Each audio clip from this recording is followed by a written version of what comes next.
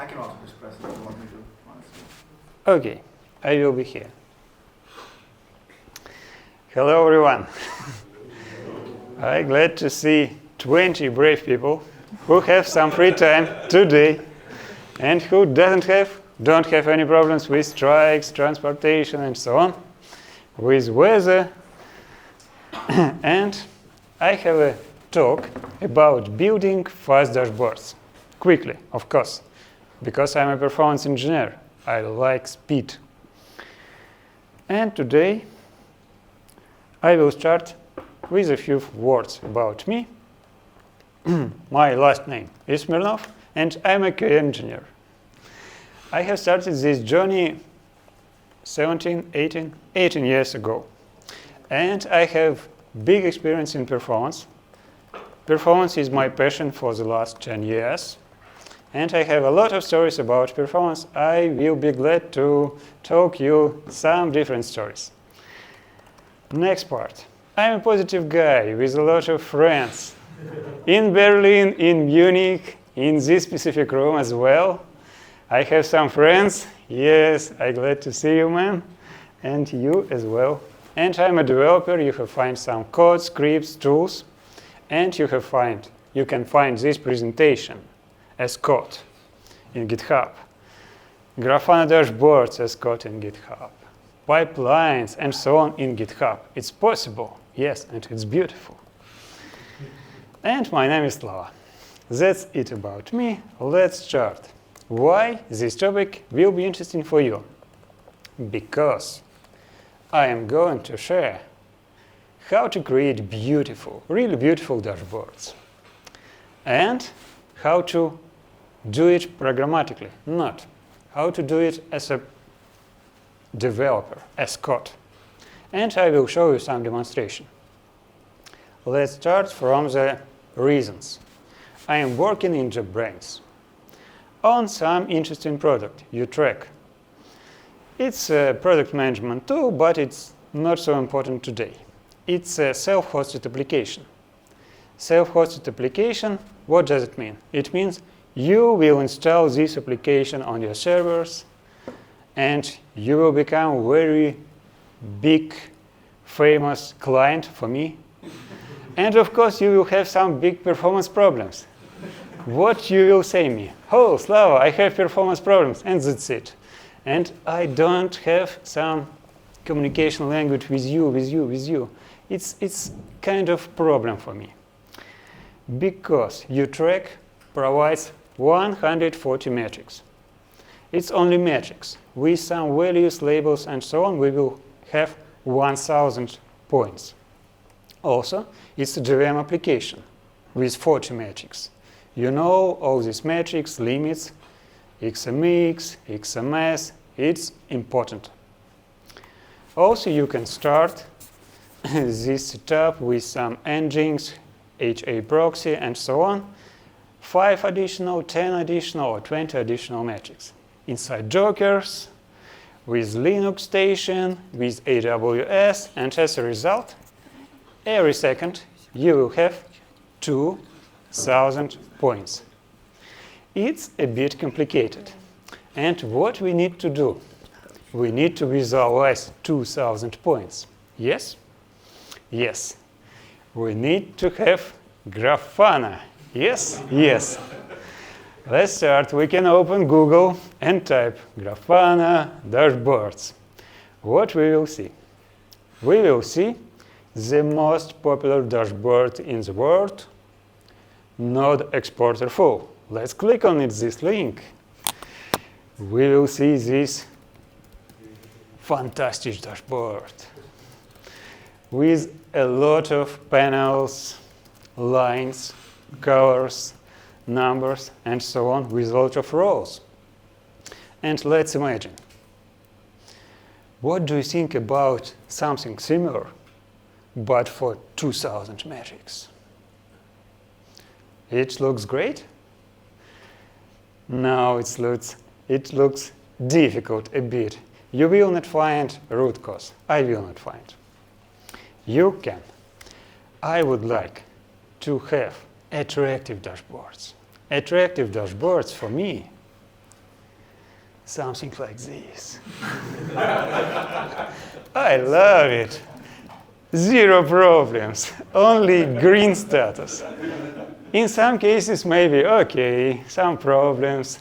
We have some, I don't know, not 99% of availability, but it's a kind of real situation, some health status with some percentage, and I can move on one panel with some non-healthy status and click on it. And I will see another colors, also minimalistic, of course, with some numbers. One of the number will be very interesting for me. It can be memory degradation. I will select this panel, click on it, and I will have some additional details. Like, oh, yes, I have a degradation.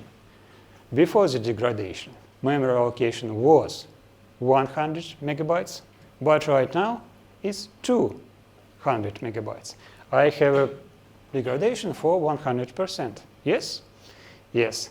And it will be nice to have some additional information on a panel, like, 1 hour ago we had a release.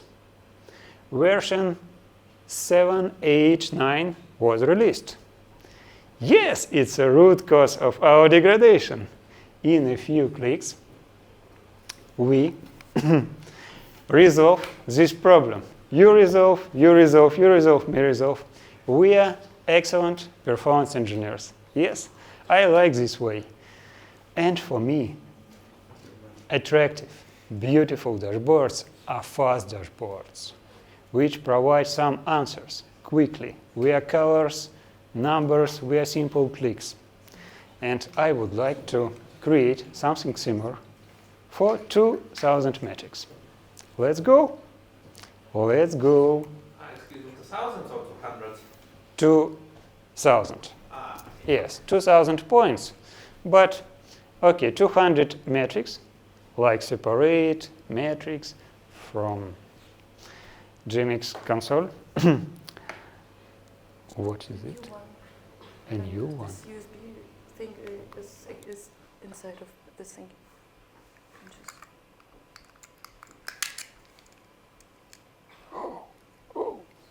It's high technology.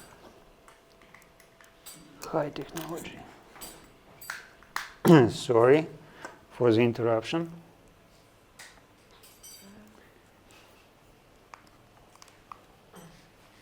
Should be on. I don't see any light, to be honest, on it. Okay. Let's try again. Install. Just take a look on the battery. Is the battery like properly installed? Just a second. Okay. Okay. Let's imagine we have some metric. There is a CPU usage for 1 day. Very general situation. Some spike in the middle of the day. Okay? Let's split this metric, this time series, to a few buckets by 3 hours. And we can select 2 buckets and try to compare one with the next one. Of course, we will see some degradation. We can try to compare and we will see some degradation, but it will be not a true degradation. We cannot compare hour with hour. We cannot compare only hour with hour. It's incorrect. We can select 2 days and try to compare a day with the previous one. It works well. Yes? Yes, it works excellent. But do you know some corner case? Cyber Week? Yes, yes, yes, Monday. It doesn't work well with Mondays and Sundays. We will see some degradation on Monday, because on Sunday, all German guys, all our clients, go to hike, go to, I don't know, go to chill, walk, and so on. We cannot compare only day with day. But what about weeks? We can select 2 weeks. Split our timeline by days and try to compare day with day. For example, It's functioning. yes, magic. It's magic. I think it will be more convenient a bit for you.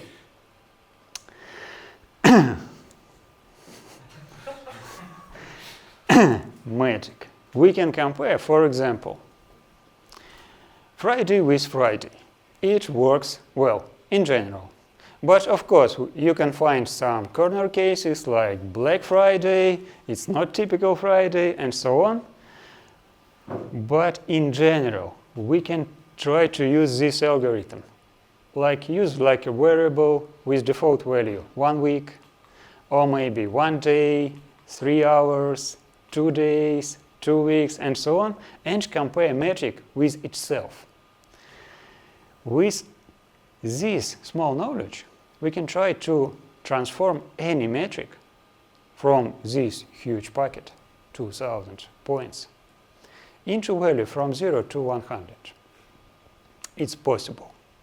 And for these needs, I would like to introduce you JSON.NET language. It's a simple language with, it's not so difficult.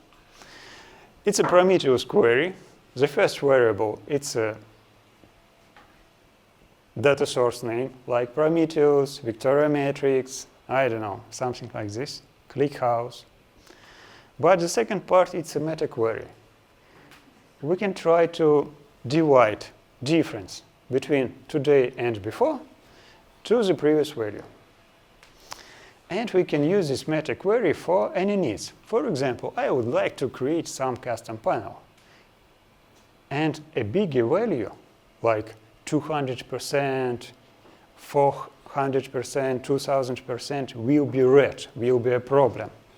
A bigger value is a problem. It's my favorite panel. And I can use this function, diff, and put any metric inside. Let's automate and generate a lot of dashboards with these simple functions. For example, it is an example of YouTrack monitoring dashboard. You are not experts in all metrics on a panel. I also isn't an expert, but I will see, oh, the first line is a stable one. We can skip it. The second one is a stable one as well. But the last line isn't so stable. We have some problem, yes? And it's easy to understand, I hope. Try to compare this solution with some stable hints with the previous solution with a lot of beautiful panels, numbers, and lines. I think it's easier to read for readers. As a result, generated dashboards with some similar panels, similar colors, and so on reduce cognitive loads for you, for me, for every readers. How to generate a lot of similar dashboards. Do you know about any solutions?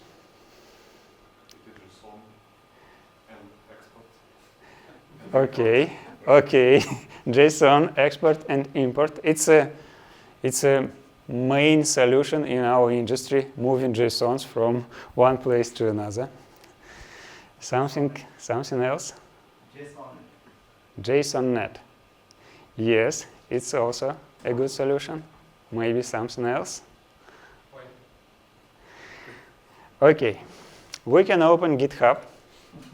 And in GitHub, we will find the most popular solution for this task, Grafana Lib. It's a Python library with a lot of stars. The second position is a Go library from Kevin Gomez. Grafana, yes. Also, with a lot of stars. Position number 3 is a position for Grafana tool with JSON.NET language and with name Grafana.net, like JSON, net, Grafana.net, something similar. Position number 4, multi-language solution. It's a new solution. As a result, we don't see a lot of stars. Grafana Foundation SDK. And the last position, it's a Kotlin library, Grafana Dashboard DSL. And of course, all of them are good libraries. But I have found that Grafana libraries are generated libraries. With some hint, we have actual Grafana lib, not SDK lib, JSON.NET lib, or something like this, for every Grafana version. Would you like to work with version number 9? Yes, we have a specific library. 10, 10.5, 11, any versions, we have specific library. It was the reason for me. But my current choice is Grafana.net with JSON.NET language. It's my current stack, and because it's the most agile solution. For example, you have some beautiful or your favorite visualization with some lines and so on, and you would like to generate 100 similar panels. You can open the source of this panel and copy this specific JSON from the left side and put into your JSON.NET code. That's it. Copy, paste, and you will have this line interpolation, smooth, fill opacity, some custom gradient, all of this in a few clicks. It's very simple. And of course, transformations. I like transformations. And I didn't see. I have found 0 DSL, 0 API for transformations. 0 DSL for transformations in Python, in Kotlin, in Go. But in JSON.NET, we, of course, can select this transformation JSON block and put into your project. Some demonstration. I would like to create this custom panel. A bigger value is better. Let's start from using some base panel, but with title customization. And after that, we can add any JSON into this panel. And this JSON will override previous values from the base panel. That's it. Like plus any JSON. JSON.NET and Grafana.NET work with transformations. Any JSON is the most customizable solution. How to set up JSON.NET developer environment? And of course, we have a choice. IntelliJ IDEA or VS Code. I am a guy from JetBrains. And what is your favorite choice? VS Code? Yeah. Yeah, oh yes, a brave guy. Maybe IntelliJ IDEA? Vim. Okay. Vim also is a good choice. But I have started from the IntelliJ IDEA, but it's a big, not from the VS Code, but it's a big secret. I have found a lot of documentation about how to use JSON.NET, Grafana.NET with VS Code, and I have found a lot of plugins. I tried to the first one, the second one, the third one. All of them provides good syntax highlighting. But code completion, some suggestions which function I should use, it didn't work. I don't know why, but it didn't work. After that, I tried to use IntelliJ IDEA. Only a few plugins. The first one isn't so popular with some low rating, but the second one works well. I installed all dependencies, restart my IntelliJ IDEA, drink a cup of coffee, and that's it. It worked. I don't know why, but it worked, and as a result, I am using IntelliJ IDEA with this second plugin, JSON language server. My choice. How to compile and debug JSON.NET? It's an interesting question. It's an advanced question. Because by default, I think you will use the most popular compiler, JSON.NET from Google. Maybe you're a performance guy. You would like something faster. And you will find the second solution, Go solution. It's a bit faster. And you will have some experience like this. Like, oh, I have forgot about some special symbol here. I will have this error message. Like runtime error in some file, in some line, operator and identifier. I need to find this file, I need to open this file, I need to find this line and try to understand what does it mean. And in a few days, I have found not so fast, not so popular solution from the Databricks company as JSON.NET. It's my favorite choice because stack trace. Stack trace. Take a look. Stack trace with links and with some clear exceptions. Like, hey man, what about this special symbol? You need to use it. And we can click on a link and we will go to any file, to any specific line.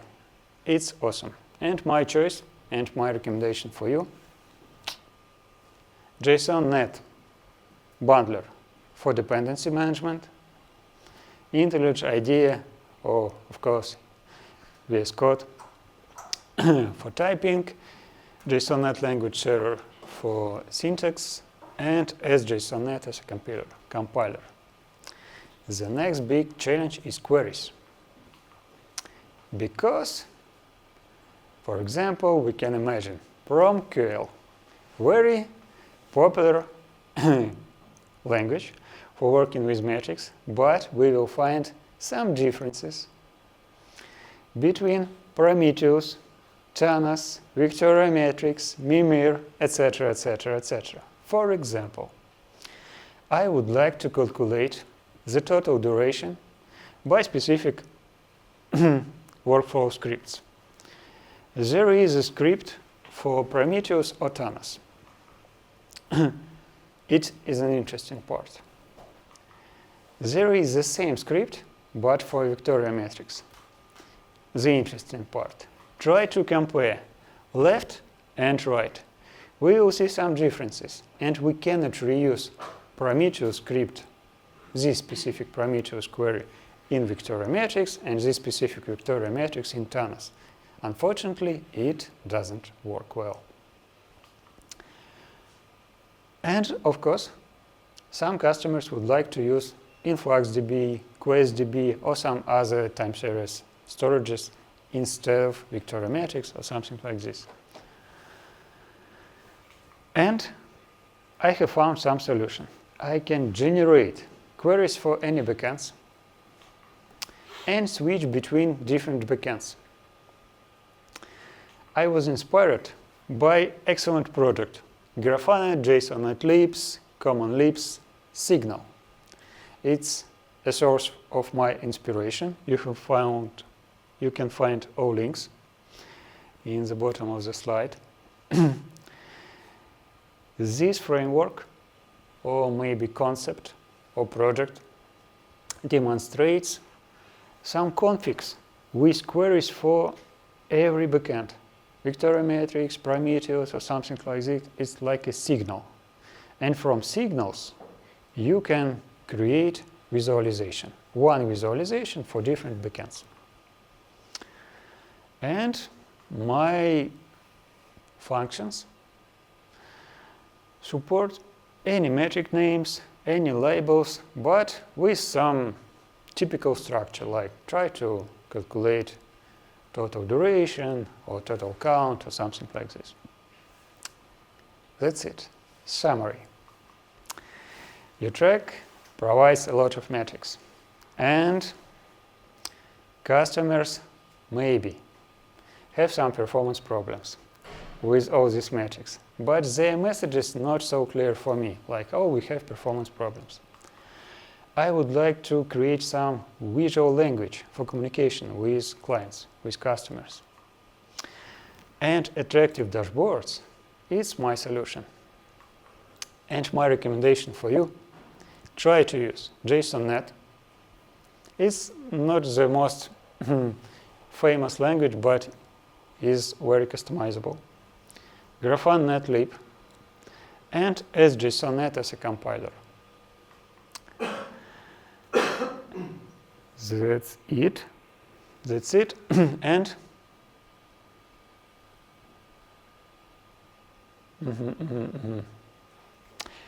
if I have some time, I can share some demonstration with YouTrack, Grafana, and so on. But anyway, we can find all slides, dashboards, and so on in GitHub. Okay, maybe I have some time.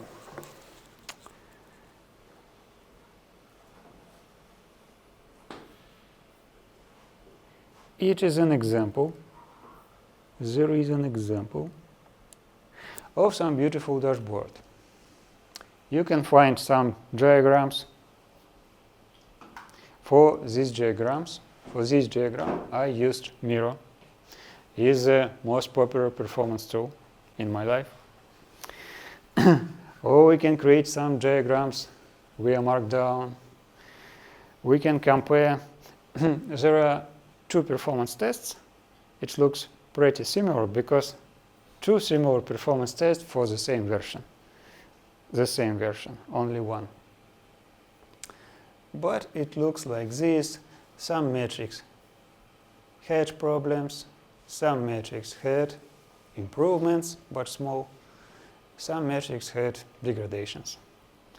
It's easy to read, easy to navigate, like, oh, I would like to investigate something else, like this, or maybe I would like to go to some other metrics like that.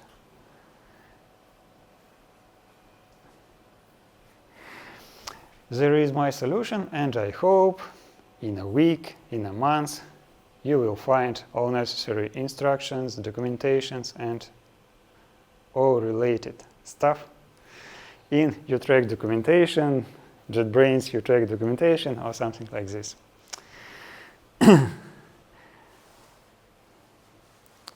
And a difference between compilers. Oh, I have some problem here. Click. That's it. And I can fix it.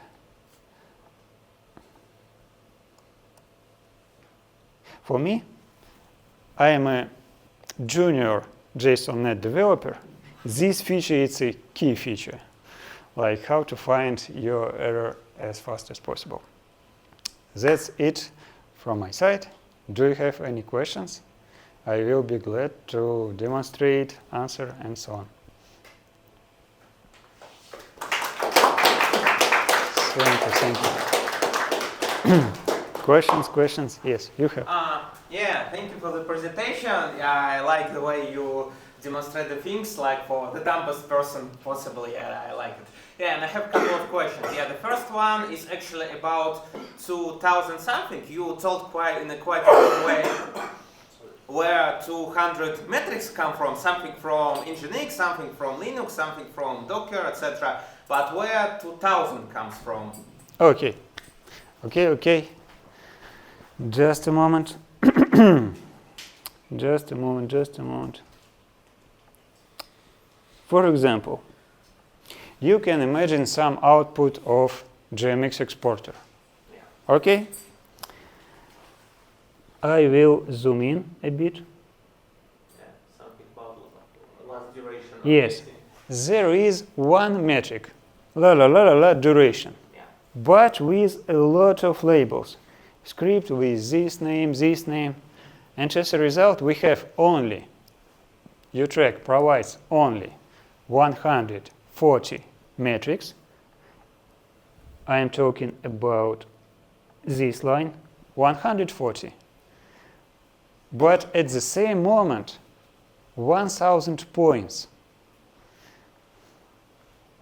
1,000 script values probably. Yes, Okay, I got it. 1,000 combination between metrics and labels. And in overall, approximately 200 unique metric names for all combination Nginx, Docker, JVM, but 2,000 points, values with all combinations of labels and metrics. Ah, okay, I got it. Yeah, thank you. Yeah, that answers my question quite well. As for the second question, I just remember one use case from my work. Actually, what I needed to do, I needed to move some Grafana, Prometheus metrics from one monolith service to another, which is more microservice. And actually, I needed to switch the pod name, basically label, and evaluate that it went well for every dashboard. So my question is, if you had a task like this, if you, for example, need to change the, for example, the script for every metric you would like to, does your solution provide some way to validate that this migration works well? Yeah, maybe too difficult.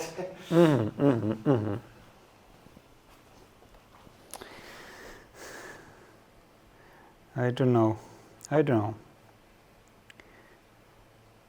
Okay, yeah, if I do understand it's not the simplest question I could ask, so I think it's okay to let another speakers to another listeners to ask their questions.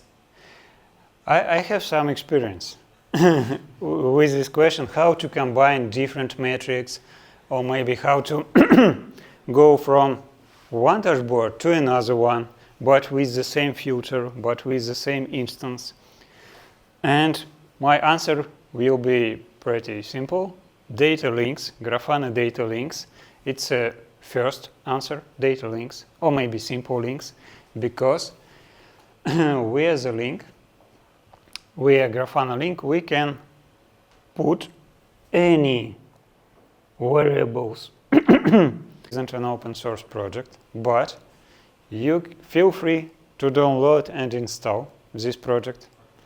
And if you don't have 20, 30, I don't know, some size of team, it's really free for you. The question would be how then the customers will deploy these dashboards with JSON? Yes. They will have instructions and all necessary JSON files.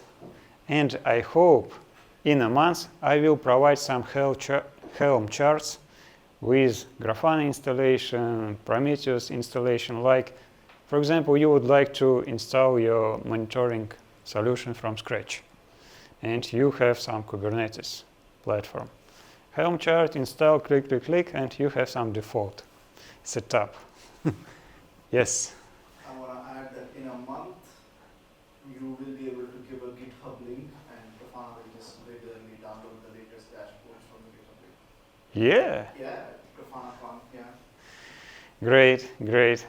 But what if the customers want to change something? So they want to make it even better dashboards, so they need to load JSON at them? Or? I think they can modify JSON. They can modify JSON.NET scripts. Yes, it's possible. Or it's a difficult and a good question. Why? Customers with the biggest installations have their own SRE engineers, performance engineers, observability engineers, and they would like to modify all of this. And also, I would like to communicate with SRE engineers, performance engineers. I would like to assist them. But right now, they don't have enough time for communicate with me. My answer will be, they should communicate with me. I will assist to anybody. That's it? That's it. Okay. No? Thank you for your time.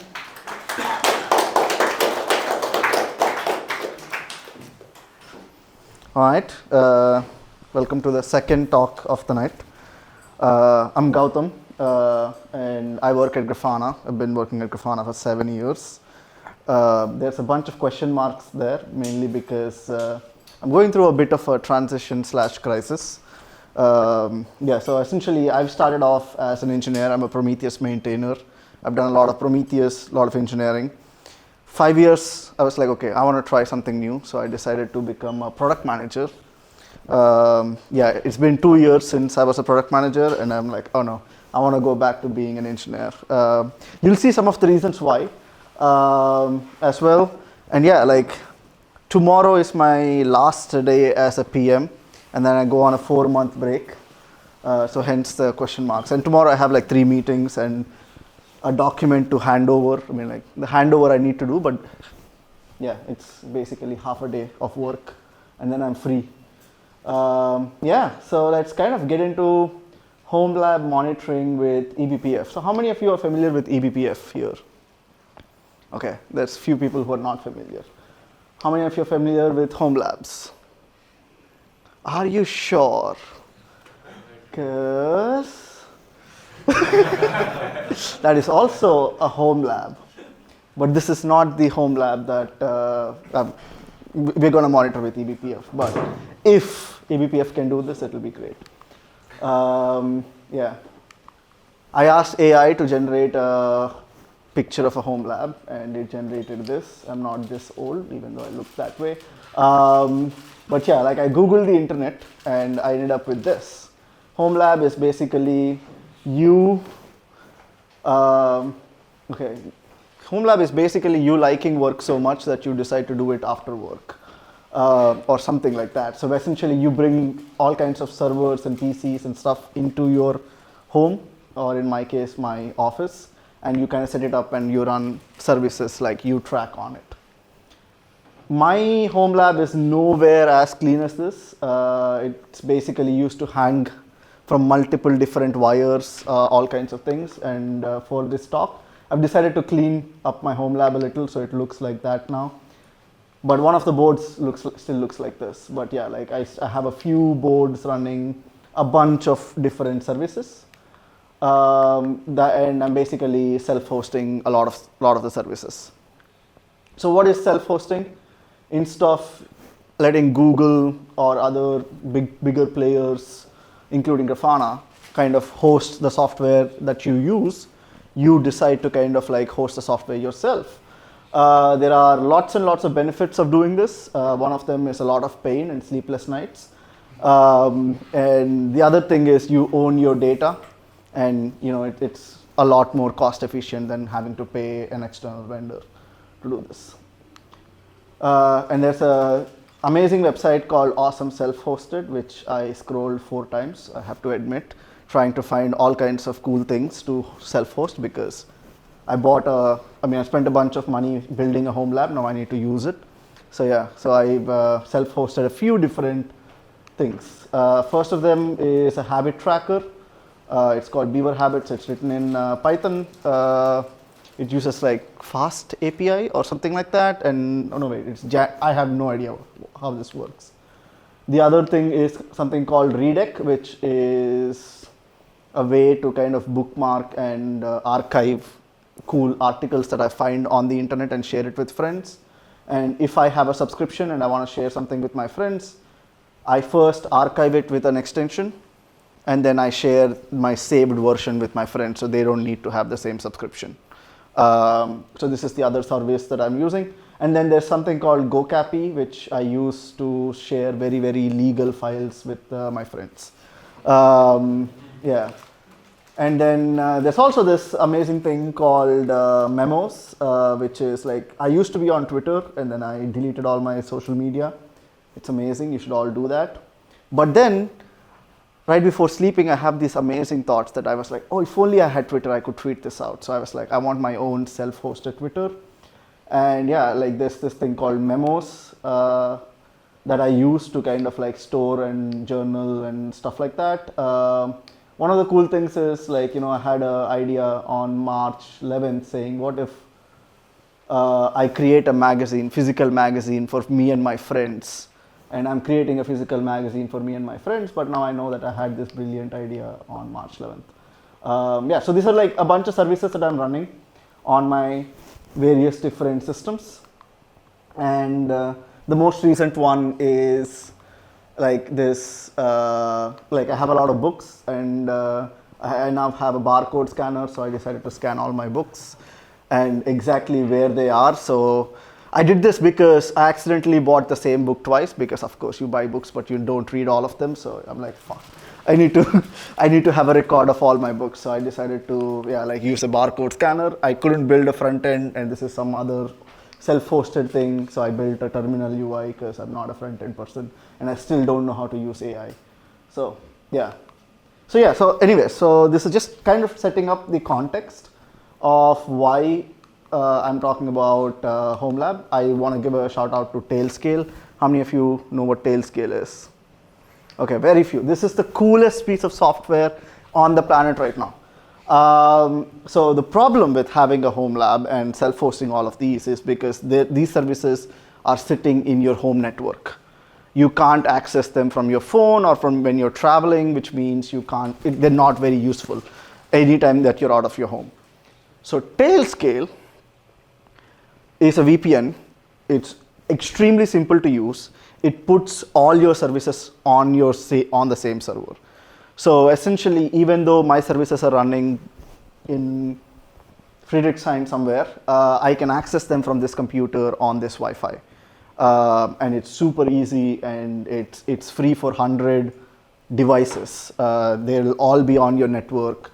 I can kind of, I think I'm sharing one of the articles. You can also kind of publish one of the Homelab stuff to the internet, so you can also kind of scan this. I don't know what I'm sharing, but all my services are accessible even on my phone, which I think is super cool.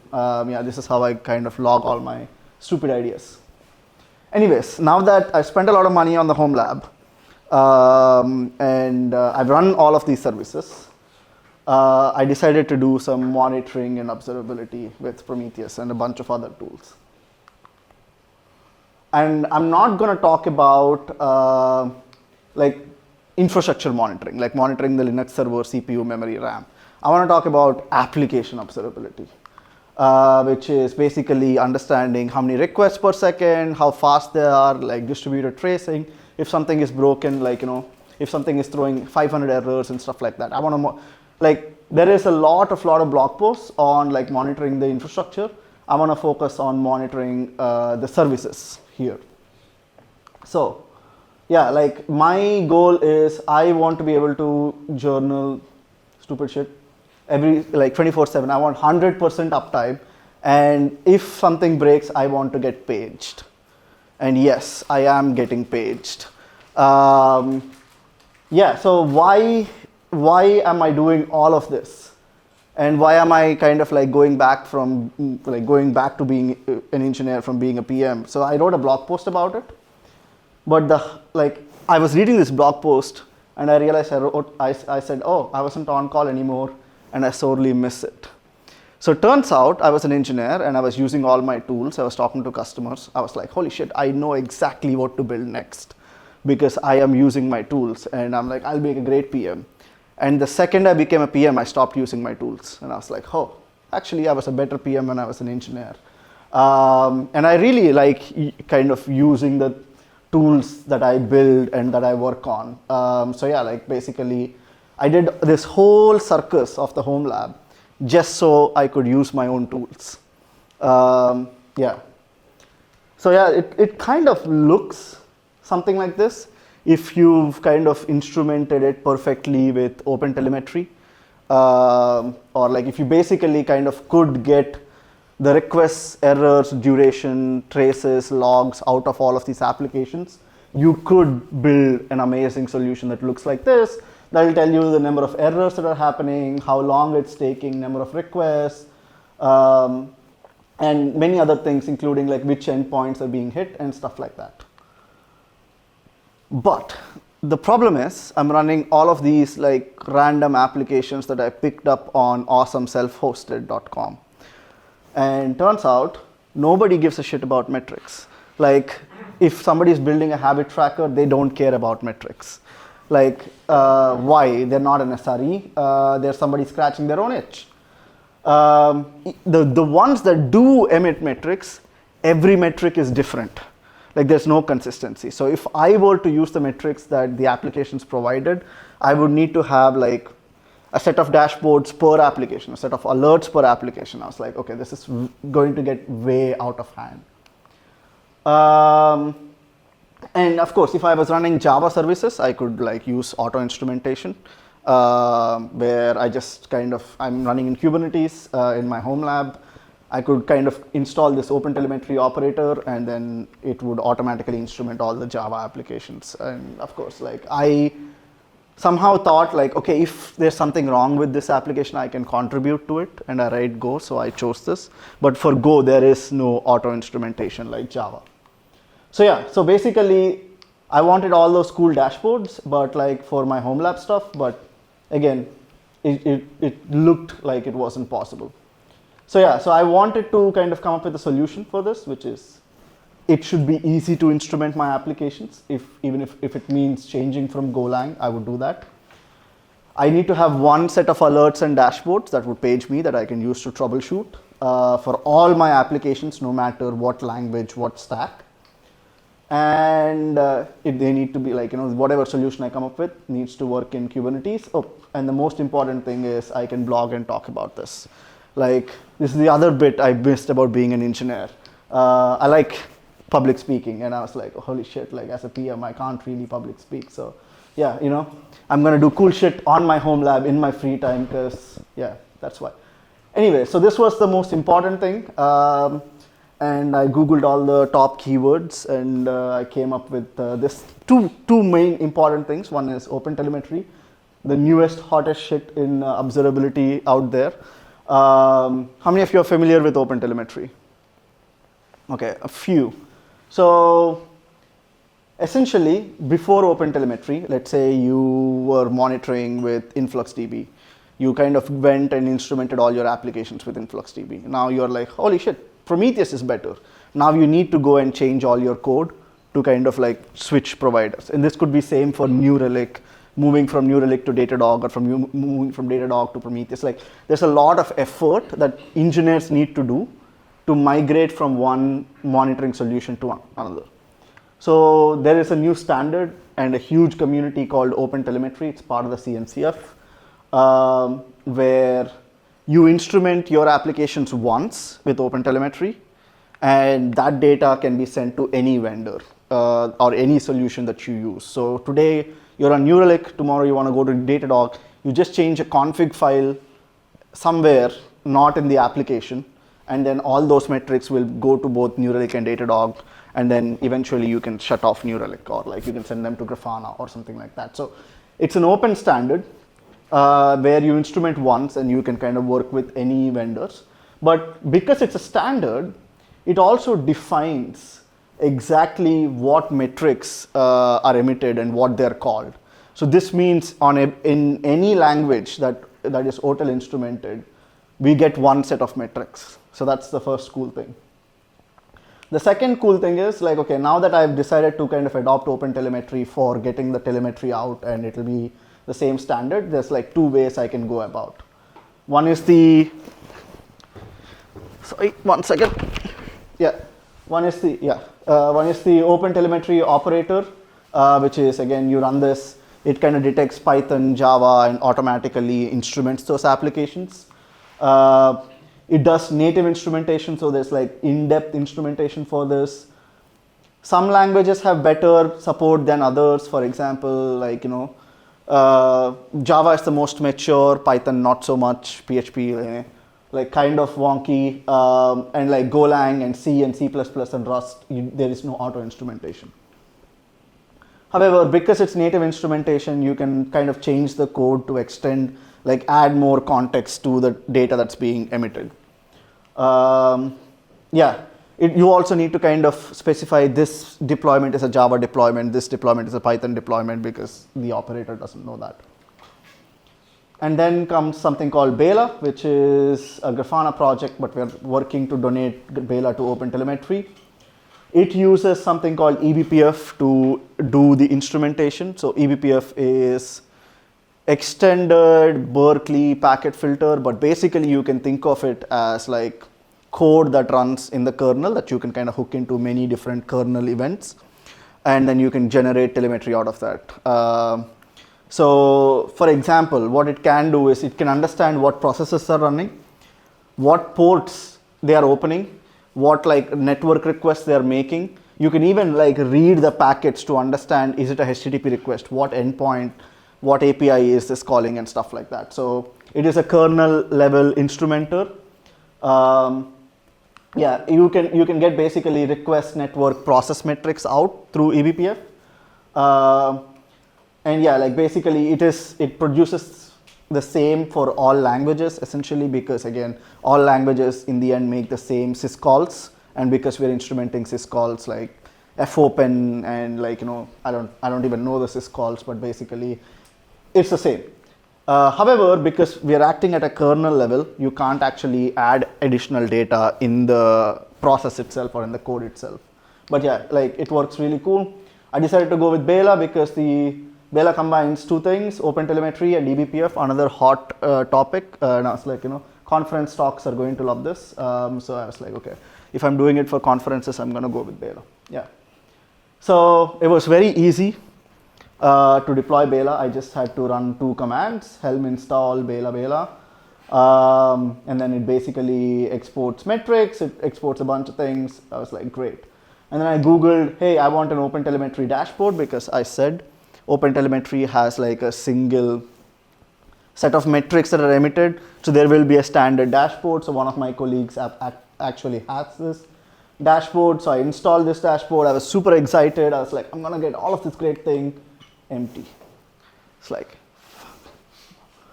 So turns out Bela lied to me. So in their prerequisites, they're like, okay, it's compatible in any Linux environment with kernels greater, 5.8. And I was voting 6 point something. But they also said BTF, you need to have BTF, this is like fine print. You should read the terms and conditions. But it says BTF became enabled by default on most Linux distributions. Turns out a Raspberry Pi is not most Linux distributions. So yeah, so I had to recompile the Raspberry Pi kernel to kind of enable this BTF thing. But I was very happy about it because I wrote a blog post about it. So, win-win. So once I did that, I went back to the dashboard, and this is kind of how it looks. Ah, crap. Let's see if it works. Yeah, ignore my desktop. Yeah, okay. Cool. So this is the book thingy that I kind of showed you before. I've sent a bunch of requests to it. So there's the spike. There's like base 2 requests per second. We'll kind of get to that. You can kind of see like, which outbound calls are being made. So I also added some AI to it. You can't probably see it, so I'm going to make it bigger. But you can see which endpoints are being called how many times, the error rate, what external endpoints are being called. Like I'm calling Perplexity for reasons. I'm calling Open Library for reasons, and Google APIs and stuff like that. So now this is the same for any service in my Homelab. It's a standard dashboard. It's available out there. And this is powered by that Helm command that I ran. Now, if you're not running a Raspberry Pi, you should be okay. But if you are running a Raspberry Pi, you need to read my blog post, like and subscribe. Yeah. yeah, then I was like, okay, now that I have my dashboards, I want alerting. So I was like, I don't want normal alerting, I want SLOs. So how many of you are familiar with SLOs? Okay, very few people. So SLOs are again hot shit, keyword, conference term. So I was like, I want to do SLOs. They are a form of alerting kind of from Google that is getting more and more widely adopted. They use super complicated formulas that took me 3 hours to understand, and I realized I don't want to understand them, I just want to use them. And they reduce the number of alerts. You get more actionable alerts, and I was like, I want to use SLOs. So I kind of said, like in SLOs, you have to kind of have a threshold. I said, like, 99.9% of the requests to the application should succeed in a 30-day window. So like this was my SLO that I created for my applications. I was really proud of it. And then, yeah, like basically one day I opened my book thingy, it broke. Turns out my Raspberry Pi turned off and I had to go to the office to restart it, but like I didn't get an alert. And I was like, holy shit, what's happening? Like, SLOs were supposed to help me. Turns out if you have no requests, you have 100% uptime, because 99.9% of the requests are succeeding because it's 0 requests. So yeah, so I was like, oh shit. Turns out SLOs don't work if you don't have requests. And turns out, even if you do have requests, the pod needs to be running. So when my Raspberry Pi shut off, there is no pod, so there is no metrics, so there is no alerts. I was like, well, it's pretty crap. Okay, so I was like, okay, what do I do? So there's this thing called black box exporter, which is the dumbest thing possible when you do alerting. Black box exporter just sends the HTTP request and says it's okay. If it works, it's okay. If it doesn't work, it's not okay.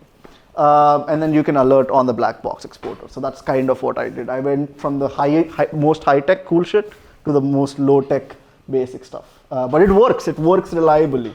Yeah, so this is basically how it works. Like Prometheus says, hey, can you check if this shit is up? And black box exporter is like, it'll check, it's up. If it's not up, it's not up. And if Prometheus is not able to reach black box exporter, Prometheus will know that it's not able to reach. So if black box exporter itself is down, I get an alert. So that was easy. So also, like, there's this amazing thing called Awesome Prometheus Alerts, which is a catalog of alerts for all the common systems. I just copy pasted a bunch of alerts for black box exporter and a few other services that I was running. It works really, really well. It doesn't do SLOs, but it works really, really well.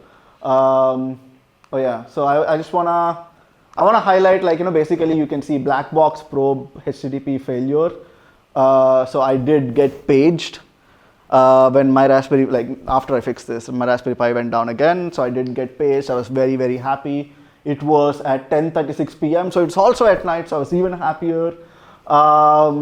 So yeah, like also some MySQL went down. So probably that's why this thing failed. I want to kind of call this out, which is like air gradient high VOC. So I have a air quality monitor in my office, and the volatile organic compounds shoot up every time I fart, and I have a page for that so that I open the window. So I fart a lot apparently. So yeah. So there's yeah. So this is a meme. So SLOs first have synthetic monitoring, and then you can go to SLOs. Yeah, and again, SLOs are not the panacea. You need to understand the common failure modes of SLOs. And by doing this, I also wrote an internal blog post because I realized a bunch of the SLOs that we run internally suffer the same problems that my Homelab suffers. More blog posts, yay. Yeah, any questions so far? Okay. In that case, I want to talk a little bit about push versus pull. How many of you are familiar with push versus pull, Prometheus, OpenTelemetry? It's a few people. Who thinks push is better? For context, I'm a Prometheus maintainer, and Prometheus does pull, and OpenTelemetry does push. So now, with my unbiased opinion, who thinks push is better? Okay, 2 people. You're wrong. Okay, so turns out alerts need metrics to work. in the case of black box exporter, what's happening is black box exporter is not pushing, it's up, it's up, it's up, it's up. Prometheus is kind of reaching out to black box exporter, and then black box exporter is responding with the value. So Prometheus knows when black box exporter is down because Prometheus is not able to reach black box exporter. Now, you could be like, oh, I will just write an alert saying, okay, if black box exporter metrics are absent, I will kind of alert you. What if there's supposed to be 9 black box exporters and 3 of them are down? So it's really, really hard to kind of look for negatives when you have push. Like you can kind of don't know how many services should exist. So you don't know when they are down. So I think that's one big issue. I always have this prom scrape failed alert where the scrape failed. And turns out in the OpenTelemetry world, there is no equivalent of that. Turns out I'm a Prometheus maintainer and I also like OpenTelemetry quite a lot. So we are going to implement the equivalent of prom scrape failed inside Prometheus if you're using OpenTelemetry. So yeah, so there's that. Yeah, this is a caveat. I gave this talk at FOSDEM in February. It's mostly fixed now. It's kind of early. I found some interesting issues where Bela silently ignored some processes. So I thought I had monitoring, but then silently there were sometimes not enough monitoring. But a lot of these issues have been fixed, so I should probably update the slides. Skip. Yeah. So the next experiment I want to do with my Homelab is move on to the next cool thing, which is compile time instrumentation for Go. So instead of auto instrumentation or kernel level instrumentation, while compiling the Golang application, you can walk the AST of the code and then inject instrumentation at all the right points. I think it's really cool. Datadog, Alibaba, and this company that I've never heard of are joining to do this, and this is like from Jan. So in my 4-month sabbatical, I'll probably also do this and write a blog post about it. Like and subscribe. Yeah. So questions. First, yeah, go for it. Yeah. How can I find your blogs? That was exactly my question. Okay, so it's a good question. I should probably put a link there. It's gouthamve.dev. So you can also just Google my name from the meetup and it'll probably show up. Hopefully, if Google is good enough. You can put in the comment section of this. I will do that. I will put my slides and my blogs and my shameless plugs and everything there. Any other questions? Yeah. So this Bela, does it generate traces as well? Right? It does generate traces. Yes. So again, Bela does like a lot of crazy things. So it like at a kernel level, it can understand this thread received this request, and then the same thread is making an outgoing request. So we are able to kind of say, hey, this service called this service. Oh yeah, I can actually show you how Bela does some of its cool shit. Actually, I should have done that. Do you use Tempo for traces as well? Yes. So let me show you the architecture of my Homelab. Yeah. So all of this is powered by Bela. So you can kind of see that there's some services. I'm running a lot of crap just to justify all the Homelab stuff. So yeah, like, you know, basically there's the black box exporter that's talking to GoCapi/LibreScan, which is my my book scanning project, memos, all of this, and you can see how like it's making 1 call per minute. And I think if I do that, it should show me metrics. Yeah, you can kind of see the metrics, like, you know, who is it calling, who's it getting called by, and all of this. So like all of this is powered by Bela, and I can also look at the traces. Yeah, you can see the Prometheus black box exporter is just in get probe. It takes 32 seconds for it to kind of, why is it taking 32 seconds? That's interesting. Let me do that. Okay. Crap. Give me a second. How do I? Okay, let's see. Let's see what happens there.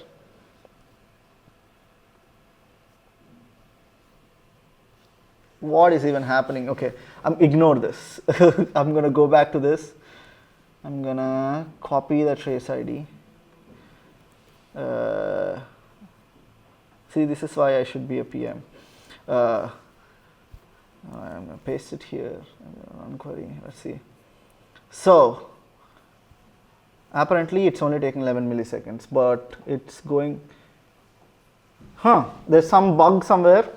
I think in my Homelab there is no NTP, and there's a 30-second delay between the nodes. So you can kind of see that even though the trace actually takes 11 seconds, it's showing 31 seconds, mainly because I think 2 nodes are out of sync by 30 seconds.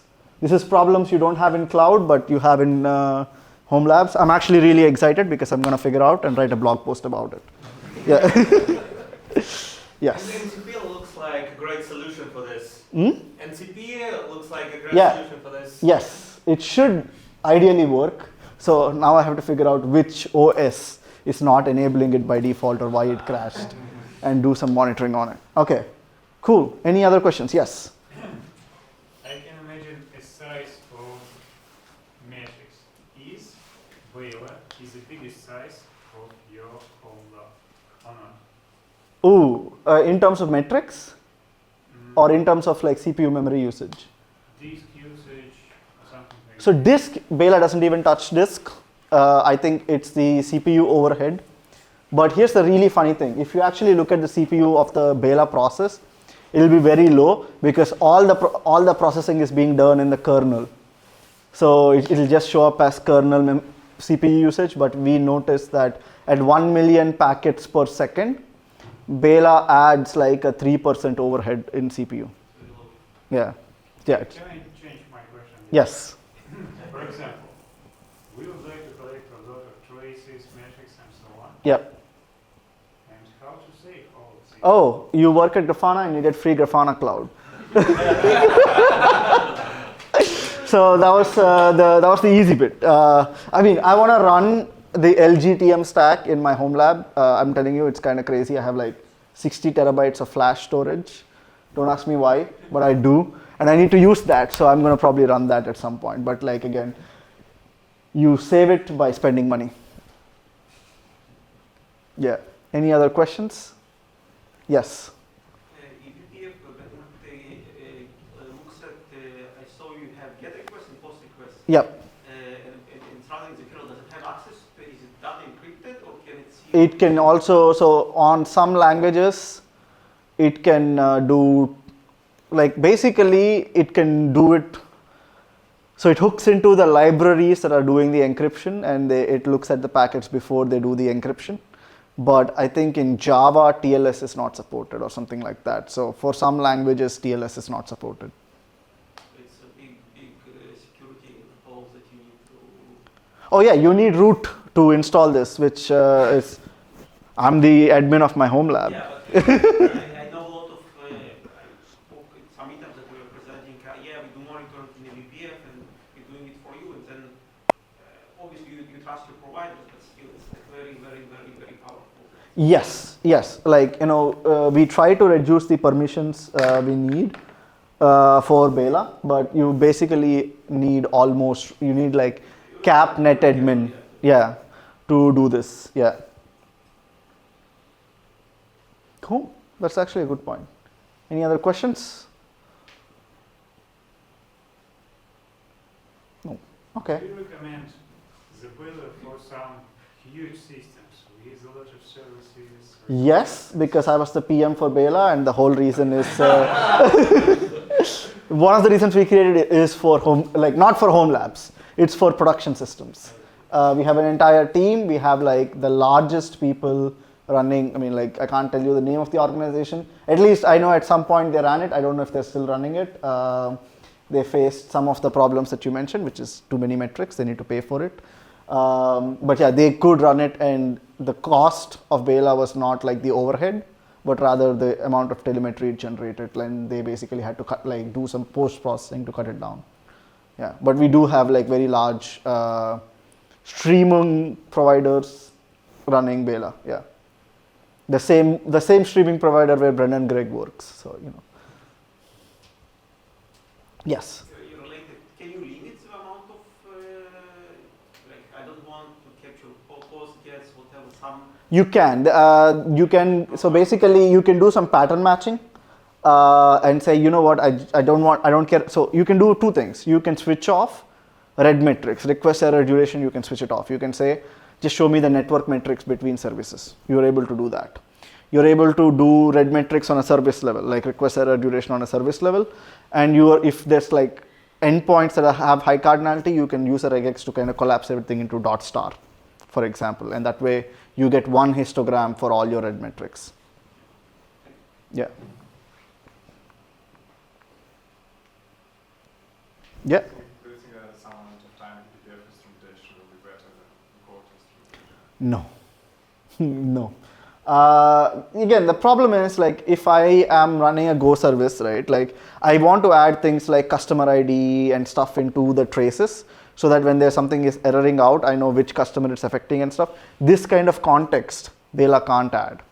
So I don't think it's going to come even close to that, but it gives you like out of the box request error duration, like the high level metrics without the business context. Cool. All right, then there's pizza. I hope it's labeled for vegan and vegetarian people, but I'm not one of those, so I'm gonna have pizza. So. And we also have stickers, yeah, if you want. Cool, thank you.